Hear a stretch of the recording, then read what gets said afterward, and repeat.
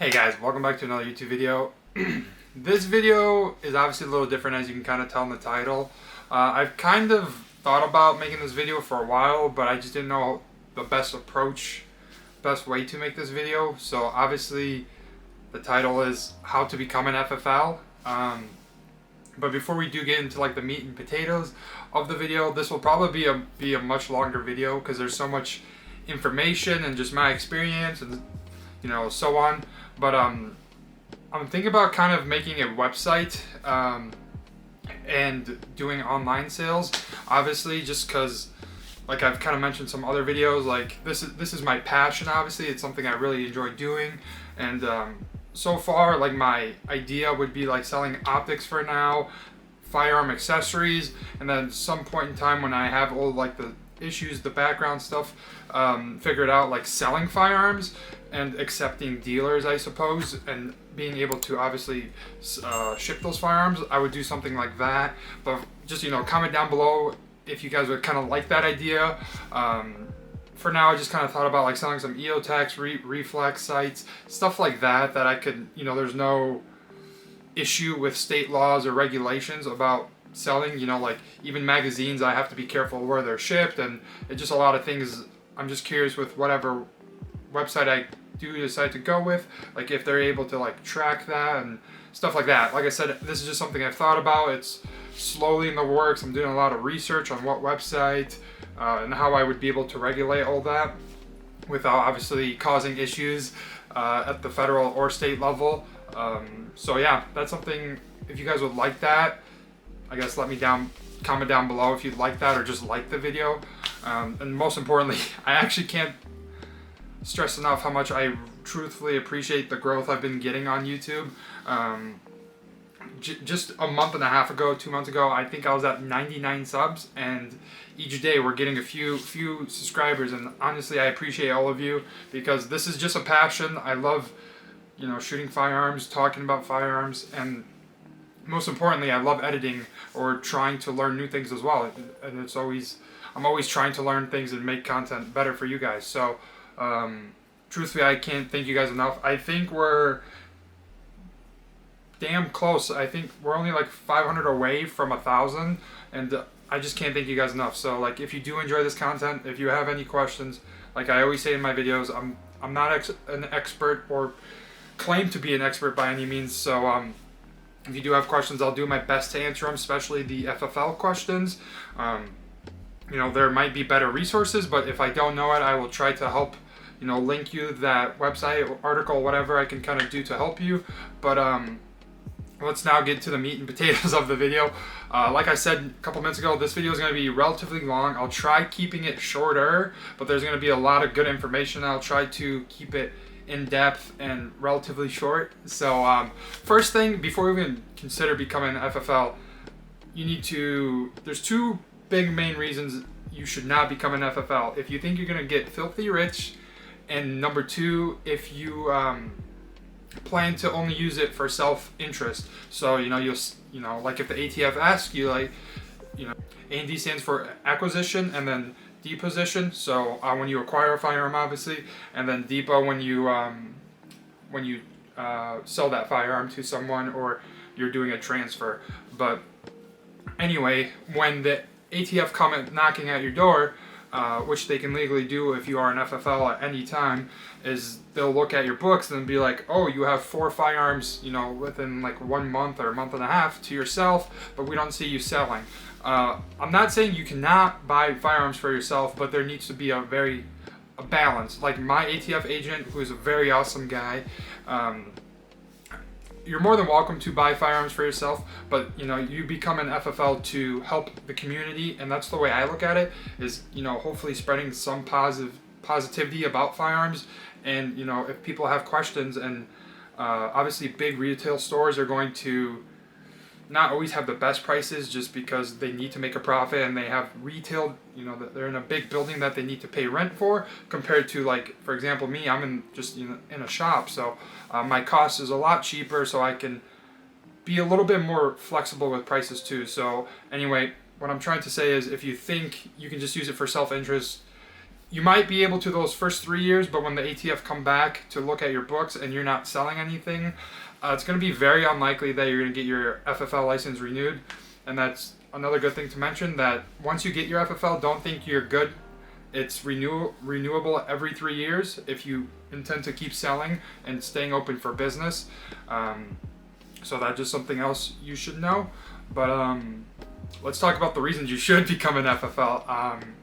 If you're, if you have passion for firearms, obviously I would definitely recommend it then. It's not for everyone, especially if you already have a 7 to 5, 8 to 5 job. It becomes a little hard, but that's definitely something you can manage. You are basically your own boss, so you can, like weekends usually work best for me since I'm in school.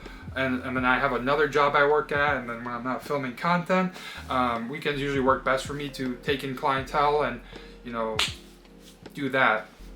So potentially, that's something you need to decide for yourself, of course. Another good reason is if you honestly want to help the community, and that's the whole reason I'm not, though it's very nice to make profit, of course, helping the community, especially where I live, it's very rewarding to answer questions when people text me or email me, and being able to help them. And a lot of people appreciate the price I can give them compared to a bigger store. So that's something I take pride in, and now it's just about growing the business. But yeah, obviously something you should also keep in mind is as soon as you become an FL, don't expect for customers to pour in. I definitely learned this. I kind of expected once I become an FFL, like business is just going to kind of flow. Granted, it might, a little bit with, word of mouth, stuff like that, but you definitely have to push yourself, making content, or I push all my content on Instagram, stuff like that. So, and then hopefully this website, if you guys like the idea or don't like the idea, it's something I've been, playing with. But anyway, those are probably my reasons. And now we'll probably just talk about the process. So let's say, you've decided you wanted to become an FFL. There's so many types of FFLs. There's type 1 through 9, and each one's a little bit different. I'm personally a type 1, so I sell ammunition, firearm, accessories, stuff like that.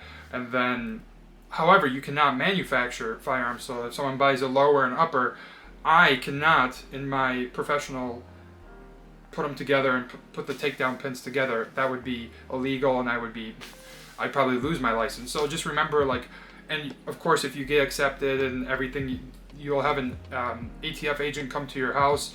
They'll scope out your property, where you plan to do business, of course, and they'll talk you through all that. But anyway, so you'll decide which one, if you want to do ammo, just firearms, or if you want to manufacture. There's so many paths you can honestly go. I think this is the reason I really liked it. There's so much flexibility, especially that I'm my own boss, is something I always wanted to do. And I'm very glad that it's firearms, because I'm so passionate about it, and hopefully you guys can tell in these videos.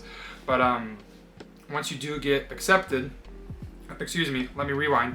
There's going to be a form, and you can find that on atf.gov, and you'll just type in FFL, or it'll be it's 9 pages in total, I believe, but you only need to fill out the first 4. It's a little bit of a time-consuming process. Obviously, you need to fill out all the information. Then you need to get a signature from a sheriff, I believe, and then the police station. And it might vary from where you live, but for me, I needed the police station and then the sheriff. And then you need to get your fingerprints done. And then you need to take a picture, by a little 2x2. And the way I did that was I just took a picture on my phone, put it on Google Docs, and then I just shrank it into a 2x2, and then I printed that off, cut it off, and posted it, or put it on the paper. But on the back of the paper of the little 2x2, I think you write your first name, last name, and the last 4 of your social. And then I think the date. It'll tell you all this information on the document. This is all just what I can recollect at the moment, currently. So once you do that, then you need to obviously fill in you can either pay by check or credit card or debit card, whatever it is. And it's depending on what type you pick. For me, it was $200, and obviously every 3 years you pay that $200 to keep an active FFL license. So once you send that in, that's when it becomes the waiting game. You're going to wait. I think they estimate about 8 weeks, and for me it took, I think, 6.5 to 7 weeks. And you don't know if you don't get charged, nothing happens, you just wait, which was the scariest part for me, because I wasn't aware, like, did they get my application? And so just all this time has passed by, and one morning, I think it was a Monday morning, I got a text message and an email from my ATF agent, and then they kind of talk, they introduce themselves a little bit, what you should expect, what you should have for when they meet with you, and then obviously if you get everything approved, you'll also, and like I said, that varies where you live, you'll need a signature. You'll need a signature of the city you live in, saying, hey, I'm going to do this business. So you'll need a signature of that. That took me another month to wait to get that meeting in. So this was basically a 2 to 3 month process for me, which took a little longer than I anticipated, but thankfully we're here. So you'll have to do that, and you'll also need a signature of, if you rent or, you don't have your own place, landlord, saying, hey, can I do this in this building? So just another thing to keep in mind. And then once you get all those signatures, you send those to your ATF agent. My agent just took everything over text, so I would take a picture and send it to him. And he was like, hey, okay, cool. And then you would have to set up a date that works for him and you. The nearest ATF office from where I live is about 2.5 hours, so they make the drive down. I had 2 agents approach me, drive down. One of them was a trainee in the process, was newer, I should say, but overall, very, very chilled people, love firearms, their passion, you can just definitely tell. But yeah, so that was kind of the process. So now we'll talk about what you should do when you get accepted and the process of kind of going about that, because I had to learn this all by myself. There's not a lot of current information regarding how to fill out all these applications and stuff like that. So let's talk about it. Okay, let's talk about once you do get accepted as an FFL. There's going to be some paperwork you're going to have to fill out. There's going to be 3 things you need to do before you can actually send out any applications or send your license number, your FFL license number to vendors so you can actually get firearms and sell them. The first thing you're going to need, depending on what state you are, however, you're going to first need an ST3 form, so a tax exempt form. It's nice to have them filled out. You have to individually fill them out for each vendor, because obviously you are a business, so you're not going to pay taxes on something you buy, and then the customer pays taxes too. So you are tax exempt, and then the customer pays for the tax, of course. So you'll need an ST3 form, you'll need a FEIN number, and then the FEIN number, I believe, is done through your state, so you'll have to go to your state revenue website and fill out that. It'll be somewhere on there you'll need to fill out, basically an employment number, and then you'll need I think it's a 7-digit or 8-digit from the IRS. Please don't get tricked into that. There's going to be these different websites that are going to, ask for like $200-300 for like, I think, to get your EIN number. It's the EIN number that you get from the IRS. Do not fall for it, because I almost fell for it. I'm not very familiar with this stuff at the time, so I was like, oh, this kind of stinks that you have to pay this much for an EIN number. But make sure you go directly onto the IRS website, and somewhere on there, search for it. Even if you need to get a hold of the IRS, good luck. You'll wait like 2-3 hours. It's free.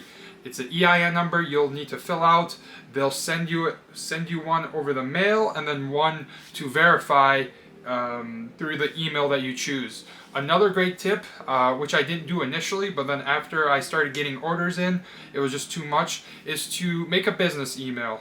Very easy. So when you have, like for example, when vendors get something in stock or they're showing off what product is new, you'll get that email. And I couldn't separate, what was going on with school and work email, and then on top of that. So it's just easier to have everything on one email, and for people to contact you regarding the business or stuff like that, because my main email, I get so many emails I might lose an email or not respond to it unintentionally.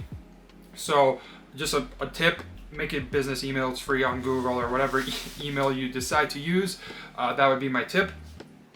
And then once you fill out all that, you fill out the ST3 form. When you fill out the FEIN number through your state and then the EIN number through the IRS, I just want to mention it is free. There might be someone on YouTube you can find that could maybe walk you through those steps. But once you fill out all that, then you are ready to start contacting vendors. There was a website, I'll try to link it in the description below. There's two, it depends if you're a home front or a storefront. You'll get access to different vendors. I am a home front. Obviously, you need to grow a little bit as a home front to, to become a retail front. That's just kind of how business works, I think. Unless if you just have money growing in your backyard. But I am a home front, so I will list a few vendors that you're able to. Some of them are on this website, I believe, but just to save you the trouble, the vendors you can buy from are Xander's, Lipsy's, Chattanooga, Second Amendment Wholesale, Primary Arms. I don't know if they sell firearms. I think it's just like gear related, like high-speed gear, like belts,